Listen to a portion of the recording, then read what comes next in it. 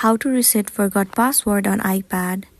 It's pretty simple and a quick process, so without any further delay, let's jump right into the video. So let me move into one of the official article which is gonna help you with the step-by-step process on how you can reset the password if forgotten. So all you gotta do is you have to turn off your iPad. Unplug your iPad from the computer if it's connected. Well, if your iPad doesn't have a home button, press and hold one of the volume button and the top button at the same time until the power off slider appears. But if your iPhone has a power button, press and hold the button until the power off slider appears.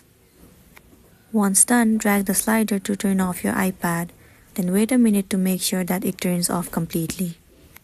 Now whenever you turn on your iPad, you will be able to see the option where it says Forgot Password. You have to click on it.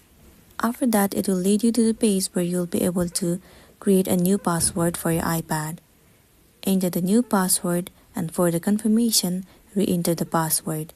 After that, click on confirm and then you'll be good to go. So that's the end of the video. If this video helped you, give it a like and check out our next tutorial. Thank you.